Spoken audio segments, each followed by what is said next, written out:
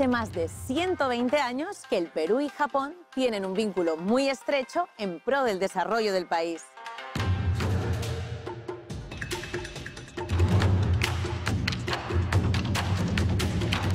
Pero ¿cómo dos países tan lejanos geográfica y culturalmente tienen un vínculo tan estrecho? Pues esta historia la conoceremos en el Museo de la Inmigración Japonesa al Perú, Carlos Shiyoteru Hiraoka.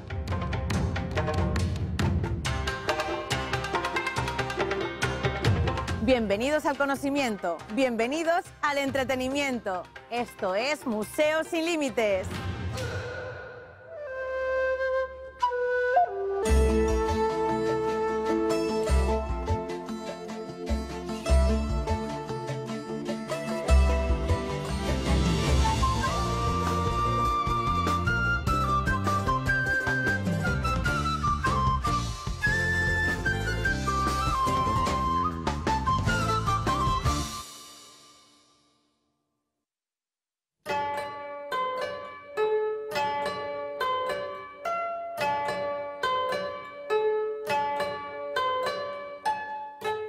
A mediados del siglo XIX, Japón atravesó un gran desarrollo industrial que acabó afectando a su comunidad campesina. Mientras tanto, el Perú necesitaba de mano de obra para la extracción de la caña de azúcar.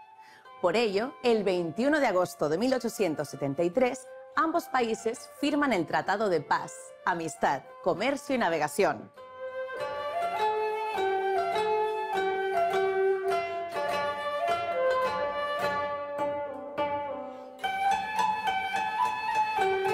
En Japón había exceso de mano de obra, ya que había un cambio social y económico y la gente estaba empobrecida y el gobierno propiciaba la migración hacia el exterior.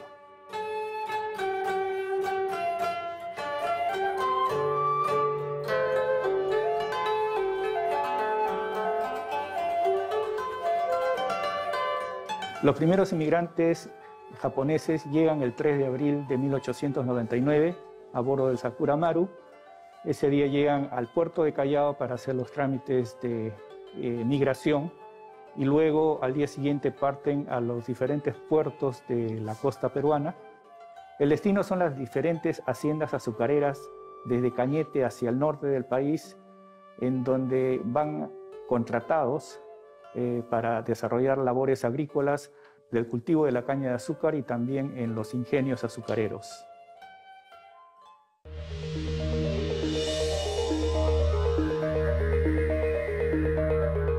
En las instalaciones del Centro Cultural Peruano-Japonés se encuentra este museo.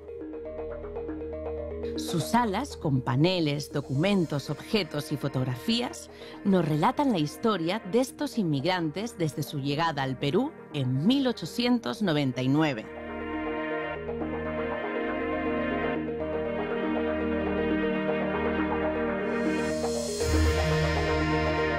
El Museo de la Inmigración Japonesa al Perú, Carlos Shiyoteru Hiraoka, se inauguró el 4 de julio de 1981, pero fue gestado durante la celebración del 80 aniversario de la inmigración japonesa al Perú.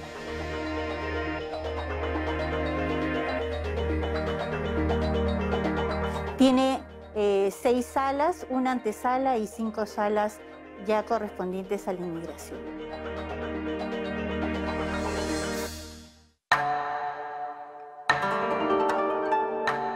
La primera es una antesala donde se narran las circunstancias en que los japoneses pudieron venir aquí.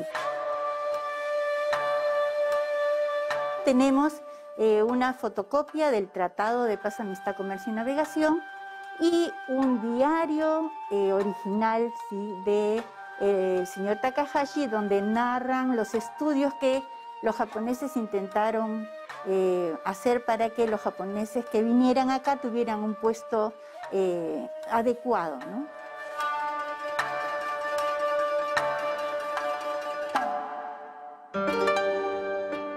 La sala de la inmigración bajo contrato se inicia con los 790 primeros inmigrantes que llegaron en el barco Sakura Maru y que llegaron no solamente con sus ganas de trabajar y con sus ilusiones, sino también con pequeñas maletas que traían lo indispensable con la ilusión de comprar lo que necesitaban con los primeros sueldos.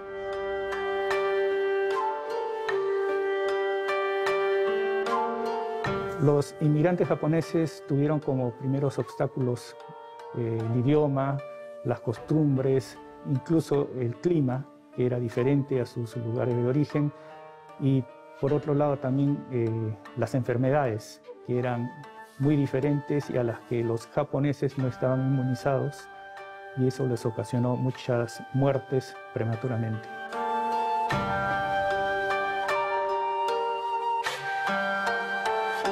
En los primeros paneles tenemos la distribución de los japoneses en las diferentes haciendas, la vida religiosa, cómo se fueron adecuando al Perú, y en algunos casos habían fugas cuando había muchos maltratos en las haciendas y se encontraban tumbas a los lados de las colinas, de los cerros, porque no llegaban.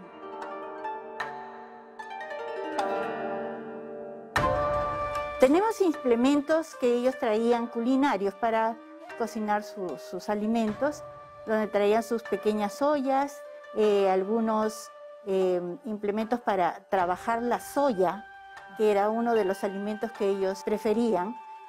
También traían su jarra, su bidón para poder recopilar su saqué, porque siempre el licor ha estado ligado a las actividades religiosas y muchas veces, al igual que creo que todo el mundo, a ciertas festividades, ¿no? A celebrarlo de alguna manera.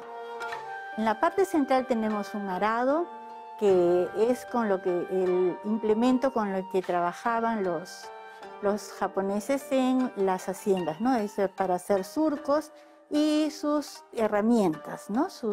Una hoz, diferentes implementos utilizados en la agricultura, ¿no?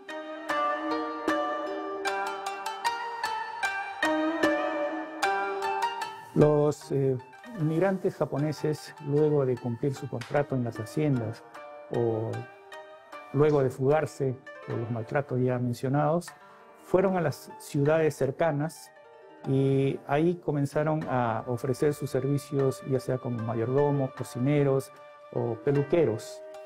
Y con el pequeño ahorro que iban logrando día a día, pudieron abrir pequeños negocios como peluquerías, carbonerías, pequeñas bodegas o pequeñas fondas, ¿no? Y con el paso del tiempo y mucho trabajo, poco a poco ir progresando.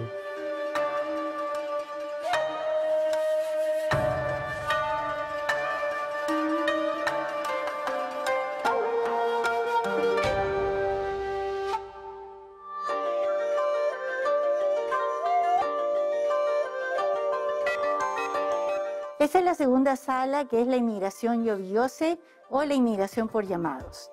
Ya una vez que los japoneses estaban establecidos, tenían cierto nivel económico suficiente, podían llamar a sus familiares. Así llegaron padres, hijos, hermanos, tíos, primos, pero también hubo una gran cantidad de yobiyoses que eran las señoritas que venían a casarse. Como ustedes comprenderán, los japoneses tenían cierto problema para relacionarse con las peruanas, porque tenían, uno, la barrera del idioma, diferentes costumbres, diferentes comidas, etc. Entonces hicieron lo que llamamos el shashinkekkon, ¿no? Que era que los japoneses acá se tenían que tomar una foto y enviarla a un familiar ahí en Japón.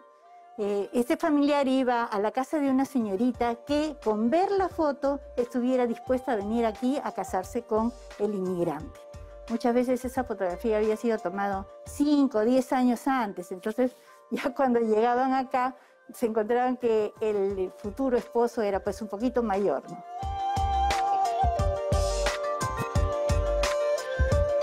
Otra de las condiciones que de la shashinkekkon era que ya la señora venía casada, porque la familia allá quería verla vestida con un traje nupcial tradicional japonés.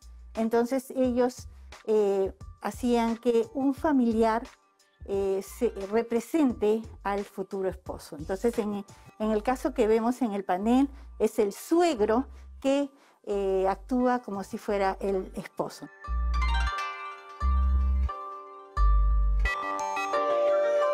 Los japoneses tuvieron muchos problemas para solicitar préstamos a entidades financieras. Entonces lo que hicieron fue realizar el tanomouchi, que nosotros lo conocemos como las juntas.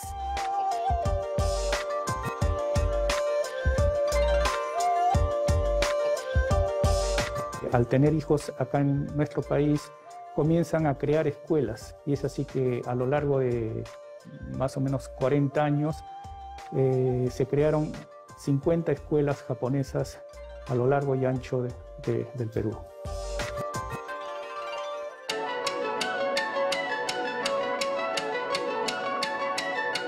Gracias a la resiliencia y a su gran capacidad de organización, los primeros migrantes alcanzaron rápidamente un gran desarrollo comercial, teniendo consecuencias sociales y políticas.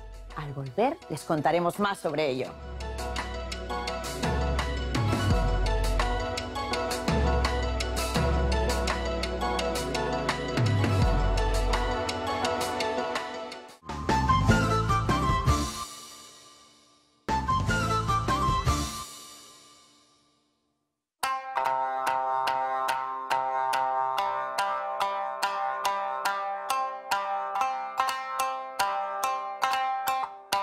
Faltando pocos días para las celebraciones por el centenario de la independencia del Perú en 1921, Palacio de Gobierno sufrió un incendio que consumió algunas oficinas y su fachada.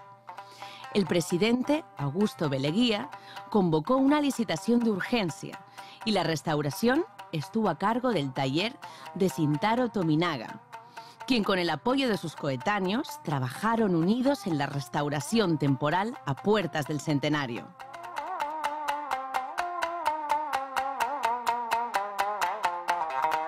El paulatino éxito económico de los japoneses fue despertando cierta envidia de parte de la competencia, y poco a poco se unieron a ellos algunos medios de comunicación y también el gobierno peruano de turno. Es así que Sánchez Cerro decreta la primera ley que afectaba a los japoneses, exigiendo que el 80% de los trabajadores de una empresa fuesen peruanos de nacimiento.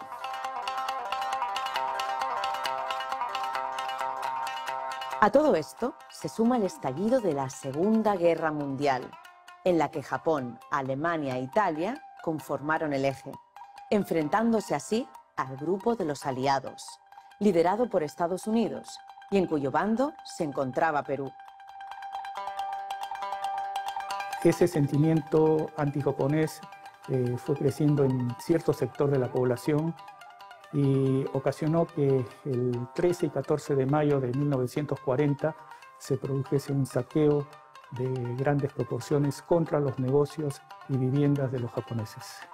Ocasionó que 600 familias se viesen afectados y 300 personas más o menos tuvieron que regresar al Japón tras perder todo. A los 10 días hubo un gran terremoto, el 24 de mayo, y mucha gente creyó que era castigo de los dioses japoneses.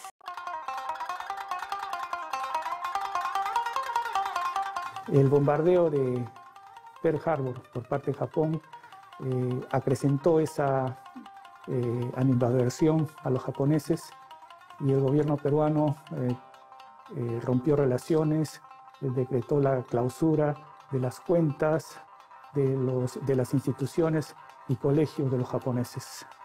Deportó a más de 1.700 japoneses a los campos de concentración de Estados Unidos.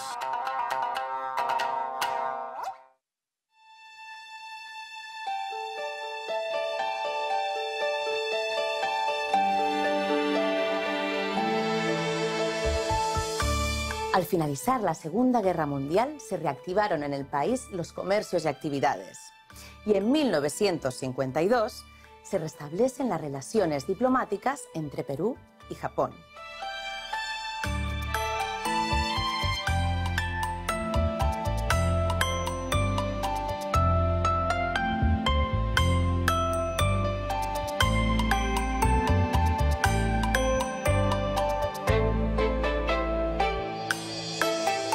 Bueno, esta tercera sala ya trata sobre el resurgimiento después de la Segunda Guerra Mundial. Ya comienzan a establecerse los japoneses de una manera más estable. Ante la devastación que había tenido Japón por la Segunda Guerra Mundial, deciden quedarse aquí y trabajar aquí para la seguridad también de sus familiares, ¿no? Así comienzan a formarse diferentes instituciones, periódicos, como por ejemplo el Perú Shinpo. También tenemos en las vitrinas algunos implementos de una de las profesiones que destacaron entre los japoneses, que fue la fotografía.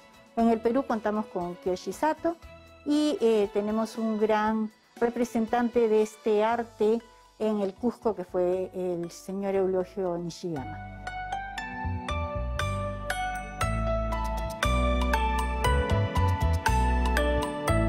Comienzan a formarse diferentes instituciones con la finalidad también de mantener unida a la colectividad Nikkei. Así comienza el estadio La Unión, porque los japoneses pensaron que los jóvenes necesitaban practicar deportes, mente sana en cuerpo sano.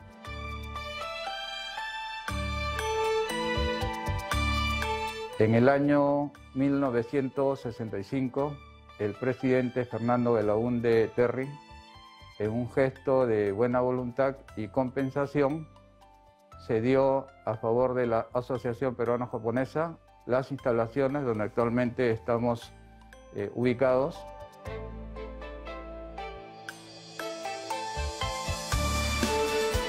La Asociación Peruano-Japonesa tiene 104 años de fundada. En un inicio tuvo como objetivo agrupar a estos migrantes japoneses con el fin de que se puedan apoyar mutuamente. Posteriormente, estos objetivos fueron ampliándose.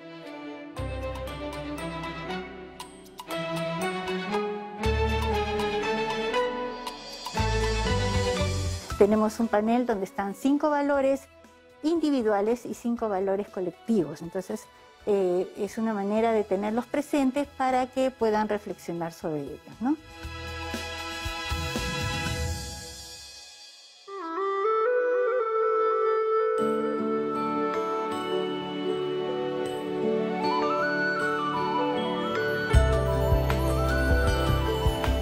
La cuarta sala es sobre las instituciones que comienzan a formarse. Ya los japoneses podían hacer que sus hijos estudien carreras universitarias. Entonces ya tenemos allí otro nivel de Nikkei, ¿no? De personas con ascendencia japonesa que pudieran colaborar con el desarrollo de nuestro país, del Perú, ¿no? También surgen muchos Nikkei que han podido sobresalir, sobre todo en el ámbito artístico, como tenemos por ejemplo nuestro Luis Abelardo Takahashi Núñez, cantautor, compositor de muchas obras del folclore norteño, que a veces uno no se percata de que, por ejemplo, La marinera Sacachispas es de su autoría.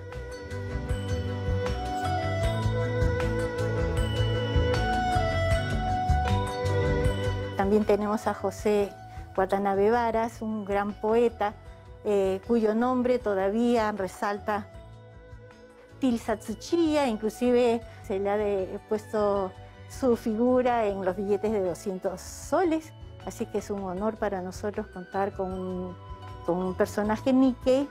Y por supuesto tenemos a nuestros queridos chefs, ¿no? Que hasta ahora creo que la mayoría reconoce la labor también que ellos sin querer, digamos, han contribuido a que el Perú sea un punto gastronómico a nivel internacional.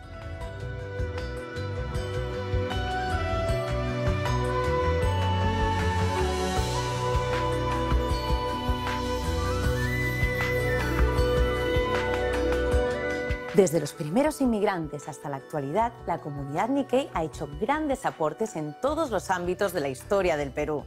Al volver, conoceremos más sobre ello.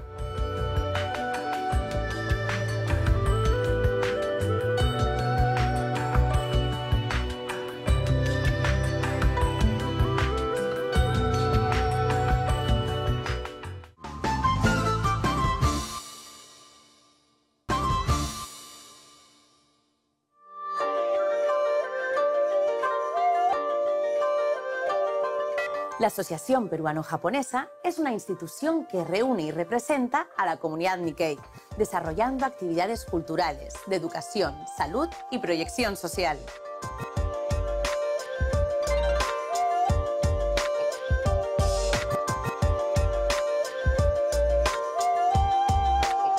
Diferentes revistas que se han podido editar junto con los primeros periódicos. La colectividad Nikkei siempre ha tenido la necesidad de mantener informada por escrito a los miembros de la colectividad, ¿no?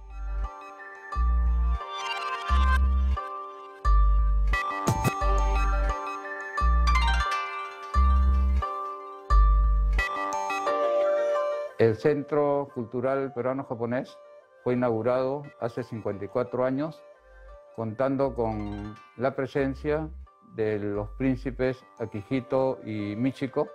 Posteriormente recibimos varias visitas de parte de la familia imperial. En el año 2019, dentro del marco de los 120 años de la inmigración japonesa al Perú, se recibió la visita de la princesa Mako. Cada una de estas visitas fue motivo para la siembra de un pino con su placa recordatoria que obra en los jardines del Centro Cultural Peruano-Japonés.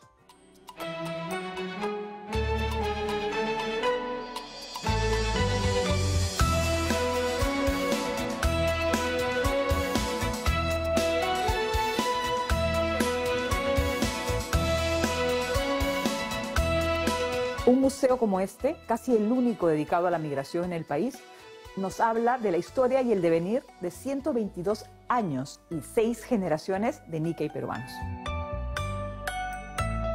Para la comunidad Nikkei peruana, el museo es el espacio de preservación de su historia, que se sigue escribiendo. Este no es un museo de la historia de la Asociación Peruano-Japonesa, sino que refleja el quehacer de toda la comunidad peruano-japonesa. Yo diría que la historia de este museo es parte de la historia de nuestro Perú.